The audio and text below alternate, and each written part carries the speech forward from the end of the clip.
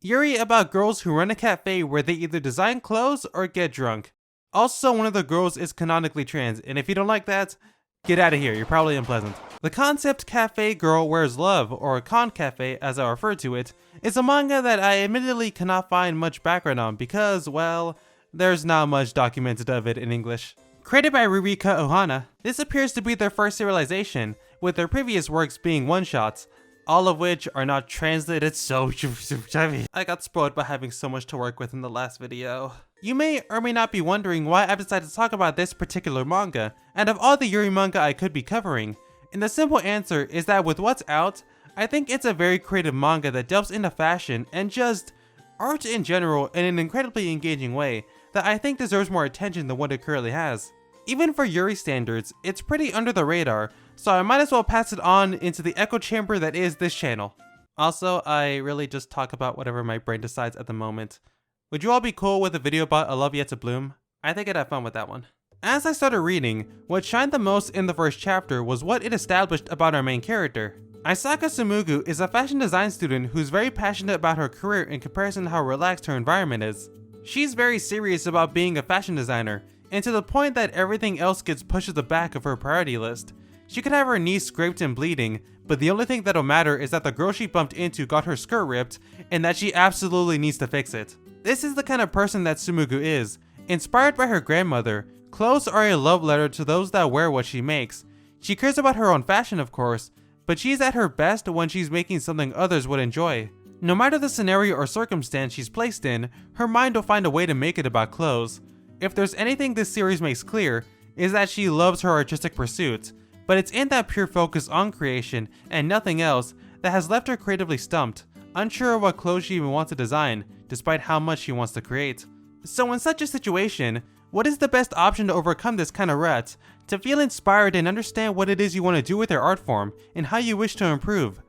Well, for Tsumugu, it's to work at a concept cafe and engage in very romantic situations with the staff.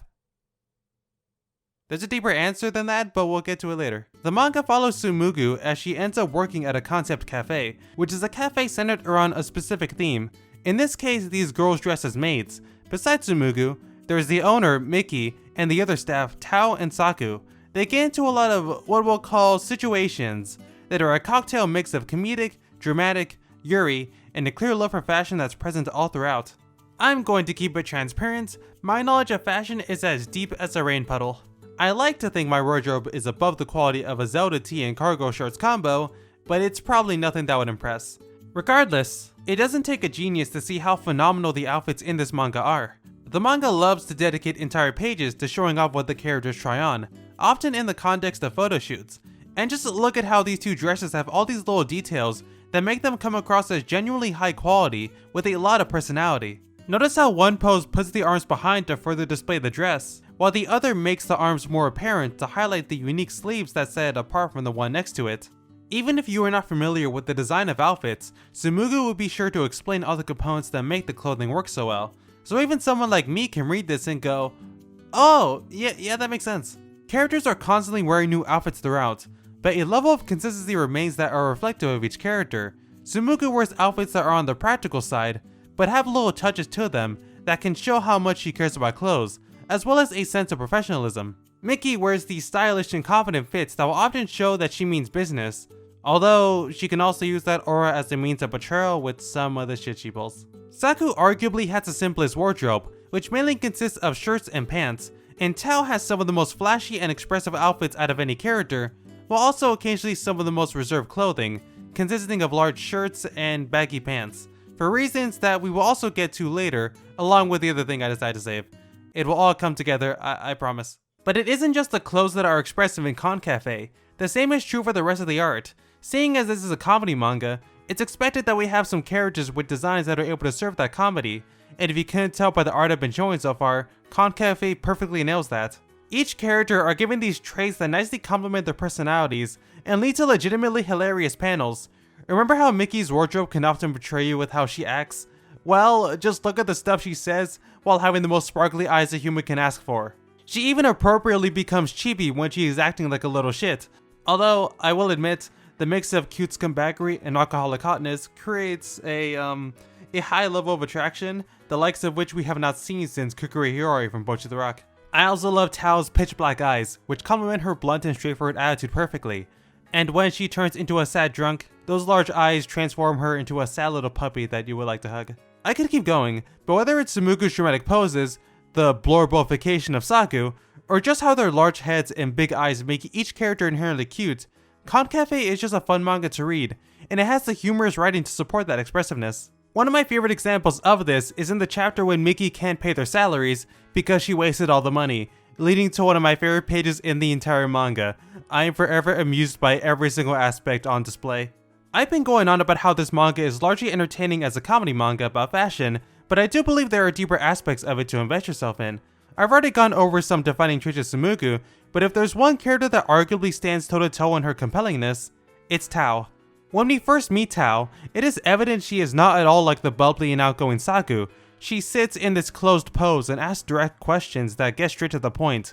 While this may give the impression that she is a very detached person, that immediately gets undercut by her annoyance at not being chosen by Sumugu as her choice of waitress, declaring that she should be picked because she is cuter. This is a defining part of Tao. She will always make it known how cute she is, and rather than coming across as insecure, it exudes a remarkable level of confidence since, yeah, she is cute.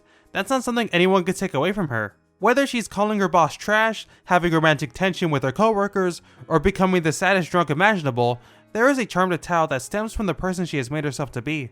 Just like Sumugu, she is a fashion designer, and she has designed all the clothes for the cafe, which immediately highlights her talent. What sets her apart from Sumugu, however, is her acknowledgement that she makes clothes that she would want to wear. There's a point to be made about the two reasons people create and how they're connected. The manga isn't trying to say that one mentality is inherently better than the other, only that these are two means of expression that can drive an artist to do what they love. And for Tao, this drive to express herself goes deeper than you may realize. For those that have a keen eye, as in you've read the manga, you may remember this one moment with Tao's brother, where he mentions that her feminine appearance is different from how she dresses at school, her only response being that she doesn't have a choice because of the family registry. This, along with her younger self being depicted much more boyish, has led people to believe that Tao is a trans girl. And when this question was asked by the author, the answer was rather complicated, but by breaking down each word that was spoken, the author outright confirmed she's trans. That's a trans girl right there. Wow, I mean, I just didn't think it'd be that easy to confirm. Now, just speaking personally, I think this is pretty awesome. Going on my own experiences, trans representation in manga is still something that has plenty of room to grow, although I would just like to say that I adore Now from Skip and Loafer, and at the time of writing this, I will soon be starting Boys on the Riot. It's Boys Run the Riot, I may be stupid. But more specifically, I think an even smaller category that is incredibly lacking is trans girls within the Yuri scene. In a genre focused on womanhood, there's practically no trans girl Yuri I've found thus far within my time of reading manga and watching anime, with the closest example I can think of being Mizuki from Project Sekai. Actually, I haven't played Project Sekai, but I have friends who have confirmed that she's trans to me, and from what I've seen of her and Enna, that's pretty much Yuri. My point is, it's very cool to see a trans girl included in a Yuri manga, and be involved in the romantic tension that comes with the genre, and oh boy, is there plenty of that to go around in Concafe. Sumugu and Tao have this lovely relationship developing, where Sumugu wants to get closer to Tao as her fellow fashion designer, and you can see in real time how Tao is growing fond of her, slowly lowering her barriers as she lets herself be charmed by Sumugu's cuteness. On the flip side, you have Tao's relationship with Miki, which is for those that love the concept of being treated like the favorite toy of an older, somewhat irresponsible woman. If this resonates with you on a deeply personal level, you can honestly stop watching now and go read the manga. Don't let me slow you down from having a good time. Even with how much shit Tao gives Miki for her reckless behavior, you can tell there is a level of gratefulness for how Miki has created a space for Tao to be herself. She's able to wear what she wants, freeing herself with the generic, boyish wardrobe we see her in outside the cafe. It is legitimately heartwarming that a place like this exists for her, though there are times where it's clear that Miki absolutely has this girl wrapped around her finger and enjoys messing around with her. The biggest example of what I'm talking about is how Miki goes out of her way to bring everyone to dinner, the goal being that Tao gets sad drunk so she can see this girl become a sobbing mess, just cause she enjoys seeing her like this. This does end up backfiring when Tao turns to Sumugu for comfort, clinging to her like a little dog that would like a change of owner. You could somewhat perceive this sort of love triangle between Tao and the two girls that let her be herself, and I kinda love it. add on Saku's clear fondness for Tsumugu, and what we've got here is a Yuri hotpot that I'm so excited to see how it'll continue. Unfortunately, this is where I have to talk about the sad part. Though it's still getting chapters translated in English, Concafe has already ended at only 3 volumes. The author planned for there to be 10 volumes, but like other Yuri manga with similar fates, that ended up being cut short. This isn't even like a love bullet situation, where the audience can save it, by the time people over here learned about it, its fate had already been sealed. It's hard not to be disheartened when a series you like befalls a fate like this, but on the flip side, I don't believe that at all invalidates what we have. It does suck to know that at the time of this video, there are less than 10 chapters left, and it is hard to not think about what could have been, but even with all of this, I still earnestly recommend you check out this manga. There's this one moment in chapter 2 where Tsumugu is looking at the cafe staff at work, watching everyone do their best to entertain the guests, and it makes her realize how isolated she had become in her desire to make clothes. Instead of creating with others, she chose to work alone, and lost sight of how she uses her clothes, her art, as a means of connecting with others. Throughout Concafe, there's this idea that the manga reinforces throughout that art is a social experience.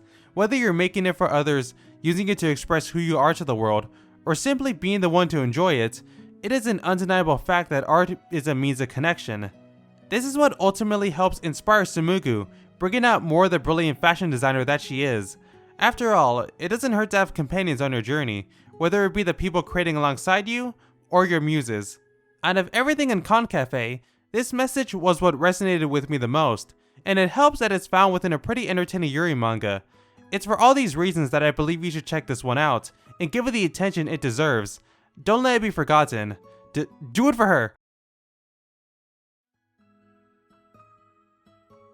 Welp, that seems like a good place to call for this video. If you like what I do, you can like the video to show support, and subscribe to see whenever I make more like this. If you're already following Concafe, then feel free to tell me what you think of it in the comments, and if I did a good job talking about it. I may no longer be a Yuri novice, but I still have room to grow. With all of that said, thank you so much for watching, and have a good day.